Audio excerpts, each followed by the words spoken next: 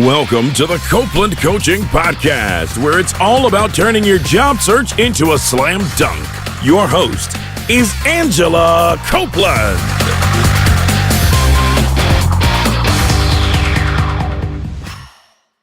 Welcome to the Copeland Coaching Podcast. I'm your host, Angela Copeland. On the phone with me today, I have Cory Huff in Portland, Oregon. Cory is the founder of The Abundant Artist. The Abundant Artist works to dispel the myth of the starving artist. Cory also has a background that includes both digital marketing and acting. Cory, thanks for joining me today. Thanks so much for having me, Angela. Well, I mentioned before we got started, I'm so excited to kind of explore this issue of the myth of the starving artist and to kind of bring your expertise in. I'm curious, just to get started, what kind of got you interested to start The Abundant Artist? What kind of inspired you? Yeah, it was very organic. It sort of just happened. So my background, I got into the arts by being in a touring Shakespeare company when I was 15 years old, and basically went from there to studying acting in college. I got my BFA there, and all my friends, of course, were performers and other artists, visual artists, and things like that. And when I graduated from college, my first post-college survival job was working for a small internet marketing company here in Portland, Oregon, where I live now. And while I was learning about internet marketing and going through that process, I started a side project, a blog, where I would ask my creative friends how they make a living doing what they do, and then I would publish those interviews as podcasts, or not as podcasts, but as interviews on our website. Sure. And basically, people enjoyed reading those, and the word spread that I was doing these interviews, and I would also write blog posts about internet marketing for creative people, and eventually, it was just a way for me to explore the topic. And eventually, people started asking me to teach classes, and one thing led to another, and now we teach lots of classes. We've had over 3,000 artists come through our core training program.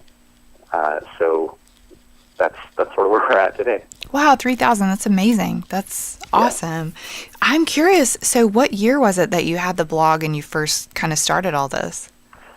We started the blog in 2009. Okay. So about 8 years ago. Oh, that's perfect. And also, not to be too far down a rabbit hole, but when you're 15 and you're touring, like, first of all, that must be amazing, but what kind of places do you get to go as a 15-year-old that's touring? Well, it sounds more exotic than it actually was. Okay. It was a touring troupe specifically for teenagers. Oh. So it was more of an education company, but I lived in Utah at the time. Uh-huh. And we toured. We went all over Utah, and we went to all these tiny little towns all over Utah. It's funny, like, people back east don't understand how big the states are in the west a lot of times. Mm-hmm, And when you could drive 6 hours across Utah and still be inside Utah. Right. So we would tour to these little towns that didn't have theater companies or access to stuff like that, and we would perform for them. Oh, that's so great. And Utah is just such a beautiful place to be. Well, I'm curious, you mentioned you've worked with over 3,000 artists. Can you share with us a little bit about why it's so hard to have consistent work as an artist? Like, why do artists struggle in this way? I think there's a variety of reasons, but most of it boils down to selling art is a business, mm-hmm. and you have to learn the skills of running a business. Mm-hmm. Now, there are certain types of artists who are not, running a business. They're doing work for hire. They work for other people. Mm-hmm. Video game artists and concept artists and stuff like that are essentially employees. But most people who want to create something and sell it, those are they're essentially entrepreneurs, and they need to learn those skills. Mm-hmm, mm-hmm. It's a good point. I mean, I have a close friend who is a graphic artist, and I remember talking to her when I first met her, probably 15 years ago or so, and I remember her sharing a story with me that a lot of her artist friends were having a hard time getting by doing what they love, and she chose to work in a corporate job which at the time I think she had kind of mixed feelings about, because she wasn't able to truly pursue art, but that she did have sort of health insurance and a salary. So it was interesting to kind of see that struggle and kind of hear about it. Yeah. Yeah. So, part of what you do is that you help to coach artists to be independent by actually starting their own business. And from your perspective, is it better to be self-employed, or is it better to work for someone else as an artist? I mean, it depends on what you want. If what you really want is stability and health insurance and all of that kind of stuff, having a job, there's nothing wrong with that. I think that artists need to understand that having a job is not necessarily stable, right? Like, the economy has changed a lot, and it's very common for people to change jobs every couple of years, whether they want to or not. And I think that the idea that having a job is stable is something of a misnomer now. I usually tell artists, learn the skills that are necessary to sell your art. But there are also artists who choose not to sell their work, and they just want to make art, and they have whatever kind of day job that supports them while they make the art they want to make. So I think those are all valid life choices. So of the people who have day jobs to kind of support their art, what types of day jobs are you seeing? I mean, it must be kind of a range, I would think. Yeah, I sat with a group yesterday, and there were 3 people, and each of them had different day jobs. One person was a retail store manager, and she had a merchandising background, so the visual composition skills that she has were made a lot of sense there. Then another guy, he's a sculptor, and he runs a machine shop. Oh, that's so interesting. Yeah, and the other artists that I know, I've known artists who were social workers. I've known artists who were business executives. I have a coaching client who was a certified Myers-Briggs consultant. Oh, wow. Okay. Yeah, so they're all over the place. Well, I think that probably just speaks to the fact that everyone has more than one talent or one thing that they can do. That's really interesting. So for those artists who are interested to kind of start their own business, do you recommend that they just quit their day job and get to it, or is there a process that you recommend? Well, if you've got a couple years of savings and you don't plan on making very much money, and you're okay not making very much money for a while, yeah, go ahead and quit your day job. But for most artists, what I'll usually say is get a job that can support your art making, because it's a 3 to 5 year process to go from I've never sold anything to having a consistent enough income to be able to support yourself. I think that's a really good point. I mean, I talk to people who are interested to start all different kinds of businesses, and they definitely sometimes walk into it thinking, I'm going to set up a store, I'm going to put up a sign, and then people will show up, and I'll get a paycheck just like when I worked in a company. And it's not that simple, and I think you really have to be prepared for that reality in order to survive. Yeah, for sure. It's it's so much work to cut through the noise and find the people who are interested enough in your work to spend the money, and then you need to capture their information and keep in touch with those people so that they can buy from you again. And the process of actually making the art, of course, takes up time. And far too many artists will quit their jobs thinking, "Oh, I'll just go make some art and it'll work out." Yeah, absolutely. It's interesting. I'm located in Memphis, Tennessee, and I live in an art district in downtown. And there are tons of people that attempt to get into art, but there's just a couple of artists that are like known, and that is what they really do full time. And it's so interesting. I think they probably put so much into their business that I don't see, and we as a consumer don't see. But it's really interesting. There's one person in particular. He's one of my neighbors, and when you go to restaurants, you'll just happen to see, like, very nice restaurants, you'll just happen to see one of his paintings. And it's probably, I would guess, part of his kind of marketing strategy to be sort of well placed around the city. So it's interesting to see the diversity there. Well, I'm curious, you mentioned earlier that there are certain skills necessary that you're teaching an artist to help them to sell their art. What kinds of skills are those? Yeah.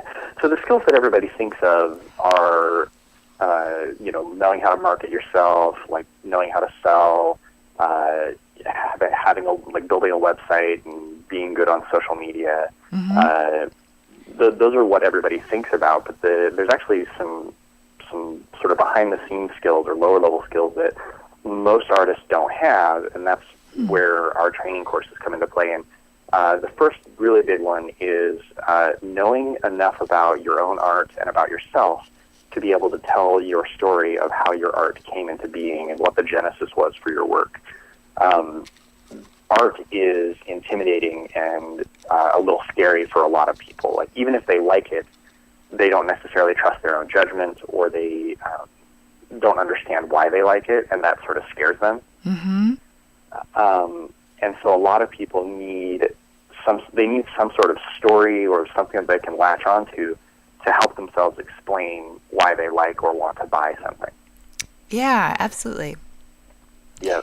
So we will frequently walk artists through a process of journaling and self-discovery to help them figure out, okay, so I make art for XYZ reasons, and this is how I communicate that story to people.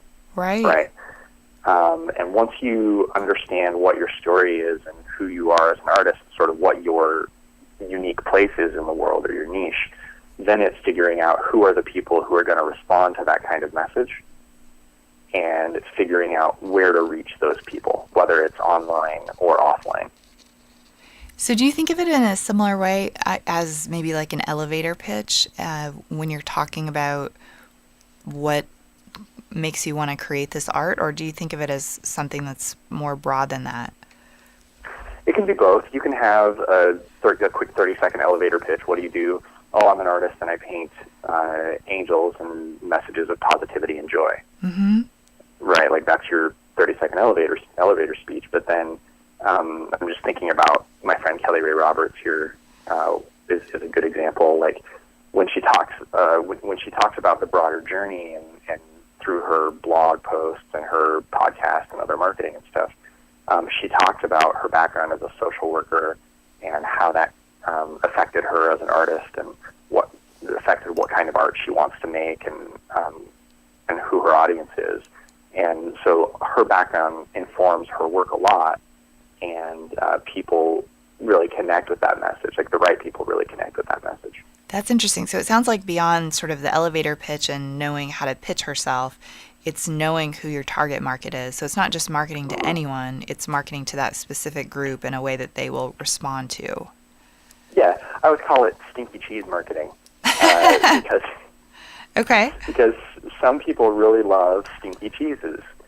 And not everybody does. Most people don't like stinky blue cheeses. And so you need to find the people who like your particular kind of cheese or your particular kind of art. Yeah. That's interesting. That's true. It also makes me think this whole sort of description makes me think of here in Memphis we have a ballet company, and there's a particular a man there. He started off as a dancer and now he's a choreographer, and he came here from Scotland, I don't know how many years ago, over 5 years ago. And before any performance that he's choreographed, he's always asked to come up and explain his motivation and what he was thinking about. And I have often thought, when he went to school for dance, I doubt he was expecting one day to be on a stage explaining choreography to like a big audience. And yeah, probably not. To be tying it to Scotland and all of these things. But when you hear the story, it is really helpful to kind of better understand what you're looking at and in terms of why you like it. But yeah, I could see that. So do you only work with artists who create like a physical object, or do you also work with like dancers and singers and that kind of thing? No, we only work with visual artists, Okay. painters and sculptors and stuff like that. Anybody who could show their work in an art gallery. Okay. Yeah. That's great. Well, so when you are working with these different artists who are trying to start their own business, do you ever have sort of like an indicator that there's one person that will, I mean, how does someone stand out to you that they may be successful in their business? So the things that tell me that an artist is going to be financially successful, Okay. not necessarily, like they're successful in the sense of they're going to become a well-known artist in art history. Okay. Those are separate things from whether or not an artist is going to be financially successful. If an artist is going to be financially successful, they have a willingness to learn and to try stuff and make mistakes. They have a willingness to do the work rather than sit around and complain about how nobody appreciates them. They're usually what's what I'm looking for. Yeah, they're hardworking and willing to learn is probably the key indicators for me. I'll see artists who are, they're okay artistically, like they're maybe skilled or whatever, but not great. But if they're willing to work really hard, learn the marketing skills, and do the work, they will often succeed where more artistically talented artists will struggle because they're not willing to do the harder, learn the skills that they don't have. Gosh, that's so interesting. And that's often something that they probably walk in with on the first day, I would have to imagine. Yeah, the willingness to learn and the eagerness to learn the new skills and do the work is not really something that I can give them. Yeah, it's so interesting. So I coach people to help them find new jobs or make a big transition career-wise, which is similar, but a little different, obviously, than what we're talking about. But when people ask me the same question, what determines whether someone's going to do great? I realize it's openness, and it's the ability to take suggestions and try something outside their comfort zone. The people that I've worked with who've gotten the biggest raises or the biggest, had the biggest career switches, they haven't been the smartest. I'm not saying they're dumb, but what they bring to the table isn't just that they're highly intellectual. It's that they are open and flexible and willing to, like you said, do the work. It's really interesting how that is. Because I often encourage people to not allow limitations in like their education or something else stop them from trying things that they're interested in, because I really do think that success is not always based, just on skill alone. It's really there's a funny thing. Yeah. Many of the artists who I have worked with who have become financially successful or who we've had on our podcast did not go to art school. Interesting. They don't have the fine art training. They're either self-taught or they've studied with somebody, and they didn't go through the fine art world indoctrination process. They just learned it on their own and then hustled and built up their own skill set. I love that. That is great. When I talk to people who are interested to make shifts, they also will often say to me, should I go back to school? Some people will say that, should I go back to school? And my question is, what could you do instead of go back to school? Like, how could you learn this on your own? How could you be scrappy about this? Do you think the reason on your side, the reason that you see that, do you think it's because the person didn't go to art school, that they're not sort of in a box, so to speak, because they weren't trained in that way, or what do you think it is? Yeah, so it is an unfortunate reality. I was just talking about this with this group that I was mentioning from yesterday. It is an unfortunate reality that there is a certain segment of people within the academic art world who tell artists specifically that they shouldn't try to make money with their art, or they should make art in specific ways. There is a sort of way of thinking in the academic art world that is antithetical to making a living from your work. And I don't think that art is intrinsically anti-capitalism. I think that there is a strain of artists and art professionals who are anti-capitalism. and that the professional art world has sort of drifted in that direction the last 50 years or so. That's so sad. I think the reason that is really sad is that as anyone, you can't produce your best work if you're worried about how you're going to pay your rent. I mean, you just can't. Yeah. I mean, emotion produces great art, but not being able to eat really makes it hard to make good, great art. Yeah. Yeah. I'm curious, what age are most of the artists that you're working with? Are they in a certain range? Oh, it runs the gamut. It's all over. Yeah, I mean, most of them are over the age of 30. Oh, interesting. Like between 30 and 60. Okay. The artists who are in their 20s are either, still finishing art school, or they finished art school, but they're not serious about their careers yet, or they are still sort of bought into what they were taught in art school and haven't realized that, that they need to be running a business. That's really interesting. Mm-hmm. So a lot of the artists that I work with are, they're in their 30s and they're like, I've been trying to make it for 10 years and it's not working, so what do I do now? Yeah. And they've sort of come to the realization that they need to do something differently.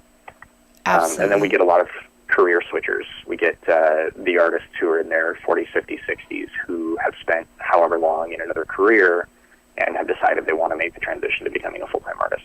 I love that because it's like they're getting to become themselves.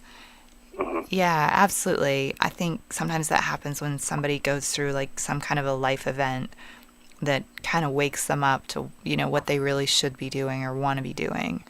Yeah. Well, so you started out explaining how you kind of got started in all this, working at a digital marketing company. I'm curious, how has your digital marketing background helped you kind of start your own business? Oh, well, I learned a lot about how to get attention. Okay. I learned about search engine optimization. Yeah. Right. So my original online marketing background was in search engine optimization and Google AdWords management. And right from the beginning, I was making a search engine optimization play. So if you do a Google search for anything like how to sell art or how to sell art online, mm-hmm. or websites for artists or any of that kind of stuff, you're going to find our website. You're going to find some of our blog posts. Mm-hmm. So that was how I got started with getting traffic and attention. And then as I was learning and growing along, I learned about email marketing, and that was the second big skill that I acquired. And email marketing is what enabled us to start making money. Oh, cool. So are you teaching artists SEO and email marketing when you work with them? Yeah, a little bit. Okay. We don't. Search engine optimization doesn't really apply a lot for a lot of artists because I could see can't that. really, if you do a Google search for oil paintings, you can't really, you're going to just end up competing against mm-hmm. some of the, art.com and stuff like that. Right. The big established brands that sell thousands of different artists' work. Sure. And you can get really, really specific, right? Like you can get oil paintings about the Oregon coast or something like that. And you might be able to get some SEO play there. So most of what we end up teaching artists is, at least with online marketing, is related to social media marketing, email marketing, and e-commerce. Yeah, absolutely. Okay. Those are awesome skills. And I would say as a small business owner, they can be skills that are sometimes too expensive to outsource, mm-hmm. but they're not that hard to learn. Yep. So that's huge. So do you work with artists who are all over the country or just artists that are local to your area? Pretty much anywhere in the English-speaking world. Okay. We have artists in the UK and Australia. We've had a fair number of artists in non-English-speaking countries who had good enough English that they could work with us. It's unfortunate that I can't reach a very large portion of the world, but I only have so much time, and I only know a couple of languages. So. Well, it sounds like you're reaching a lot of people, so I mean, that's fantastic. Well, so if we're an artist and we're currently working full time trying to figure out how to make this happen, what are some things that we might do to kind of showcase our work or to kind of move in the direction of creating a full time business? Right. So you asked if we're already full time. Yeah. Like say we're doing something different. Mm-hmm. Oh, like if you already have a full-time day job and you're trying to make the transition to become an artist? Right. Like how could we kind of start to do that? Yeah, so first of all, I would say treat it like a second job, right? Like if you work 9 to 5, Monday through Friday at your day job, then treat your art career like a second job. Have scheduled hours that you show up, and have scheduled things that you do during those hours. One way that I've done it with some of my clients is in the morning before work, you get up at 6 a.m. or something, and you work on your marketing stuff for an hour each morning, right? And then on Tuesday evenings after you get home from work, you spend 6 o'clock to 10 o'clock or 11 o'clock painting. And Saturday mornings, you also spend either marketing or painting, depending on what the needs are. So you have a set schedule that you show up for every day or every week. And you just do that until things start moving. That's great. So when you say you show up, are you saying that we have like a dedicated studio space, or is it a space in our home, or I mean, what's typical? I mean, either way it can work. If you're somebody who has enough money from your day job, having a dedicated studio space is great, but it's not necessary. You can make it happen out of a corner of your living room if necessary. I know artists who had full-time day jobs who turned their living room into a studio, and they just they live in their studio essentially. They have art everywhere, and they wake up in the morning, they do a little bit of work, and then they go to their day job, and they come home, and they work some more, and essentially they work all the time, but right. They do that for a couple of years until it starts to happen for them. Yeah, I could see that. I'm sure you must have probably more of these in Oregon than we have in Memphis, but we have a few sort of like co-working spaces that are specifically geared towards artists, and some of them are like in old warehouse type buildings where artists can kind of pay like a small fee and have a place to go, as opposed to having like a dedicated space. Do any of your artists use those as well? Yeah, the where I was yesterday was one of those spaces. It's a year-long residency with co-working spaces for artists. Interesting. So the Rainmaker Residency is what it's called in Portland. And there's a number of those here in Portland and all over the place. There's, in fact, if you really want to get into it, you can, if you Google like artist residency programs, there are websites that will aggregate residency programs all over the world, and there's thousands of them. That's so interesting. So are they typically just a space, or do they provide other like educational resources as well usually? Oh, residencies can run the gamut from just a space for you to make your work all the way up to a dedicated space with a a little bit of a stipend and a mentor. We had an artist on our podcast last year, Shannon Amadon, and she gave us the whole rundown on how artist residency programs work. And she was super into travel, and she and her husband and their kid had been to Iceland 3 times for 3 different residencies. Awesome.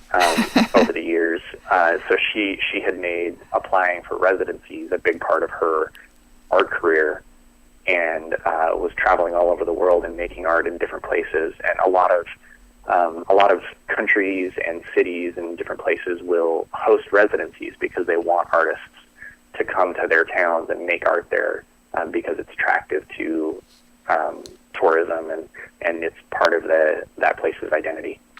That's so interesting. That makes me think actually of Paducah, Kentucky. I went there a few years ago. Like Paducah. Yeah, they had a film festival that I went to. One of my friends had a film in it, but they, I guess, gave a lot of the homes at really reasonable prices to artists as long as they would live there and, add value to the home. And it's an amazing community of artists. It's so interesting. Yeah, they spent a lot of time and a lot of money developing Paducah. Like the early program included grants for down payments on houses in the downtown area. It's a really interesting story to learn about how Paducah came about. Yeah, absolutely. Absolutely. I think it's just such a great example for other cities to consider. Well, if we are an artist and we're interested to possibly go into business full time, where can we learn more about you and your work? Like, how can we get connected? Yeah, you can head over to theabundantartist.com, and we've got a free members library.